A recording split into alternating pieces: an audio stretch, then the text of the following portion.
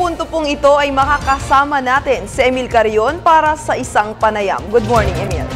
Maraming salamat sa pagpapatuloy ng ating balitaan. Narito tayo sa portion kung saan makakausap natin ang mga importanteng nasa likod ng mga balita. Ngayong umaga po ay kasama natin mismo ang close-in security guard, bodyguard at nakasamang matagal ng dating Senador Ninoy Aquino. Ngayon po, atin pong i-welcome dito sa ating balitaan si Ginoong Jeronimo Ronda. Kamomong, magandang umaga po. Welcome po sa balitaan. Magandang umaga rin po. Okay.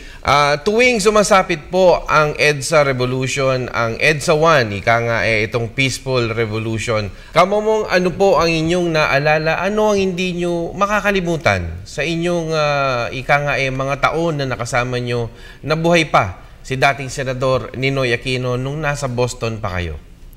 Tuwing darating po ang EDSA Revolution, ang naaalala ko ang mga sinasabi sa akin ng ating mahal na Senador Benigno Aquino. Ang sinasabi po niya, ano kaya ang magiging sitwasyon ng ating bansa kung sa darating na panahon.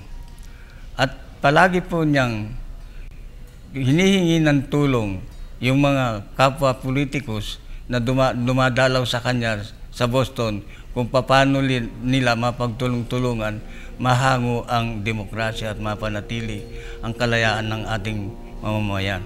Nakasama niyo po si Senador Aquino sa matagal na panahon. Bilang isang politiko, paano po niyang tiningnan vision po niya para sa ating bansang Pilipinas? Nung nabubuhay siya, sabi niya po sa akin, darating ang panahon mahahango ang demokrasya at mabigyan ng katahimikan ang mga kababayan nating Pilipino.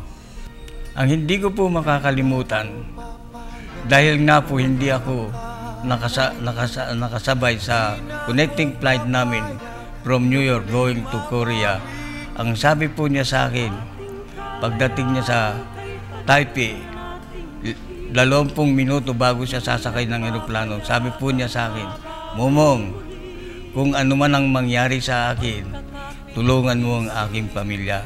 Ang sabi ko nga po sa kanya, Sir, kahit na hindi po nyo sabihin yan po ang gagawin ko.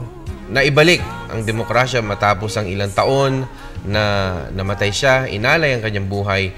Ano naman po ang inyong nakita sa bilang pamamahala at Pangulo ang kanyang naging widow, ika nga, na si Ginang Cory Aquino? Yun nga po, mga ilang taon nagkaroon ng snap election dito sa ating bansa. Hindi po nagdalawang ating mahal na Cory Juangco Aquino na kumandidato bilang presidente sa atin. Noon po, nagtagumpay naman siya.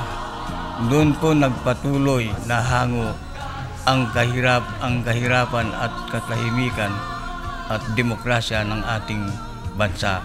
At pagkatapos po noon, matapos ang ilang taon, ay nandito na po ang ating Pangulong Noynoy Aquino naman ngayon. Ano po nakikita niyo na ipinagpatuloy ni Pangulong Noynoy Aquino?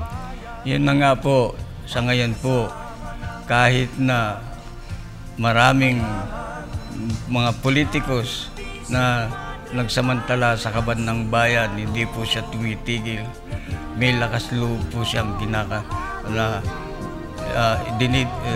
binibigyan niyang katahimikan ang ating bansa.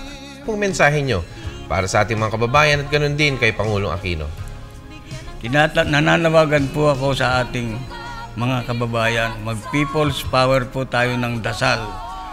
Ipagdasal po natin ang ating Pangulo na bigyan ng sapat na lakas at dunong para mapanatili niya ang katahimikan at demokrasya dito sa ating bansa. Nagtitiwala po ako sa ating mga kababayan sa tulong nila sa ating mabait na Pangulo, mabibigyan ng katahimikan at mananatili ang demokrasya dito sa ating bansa.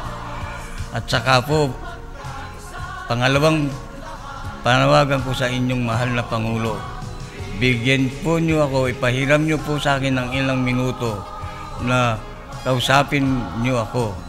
Meron po akong napakahalagang sikreto na ayaw kong dalhin sa aking kamatayan na dapat kong sabihin sa inyo. At sa inyo ko lang po pwedeng sabihin. Yan lang po.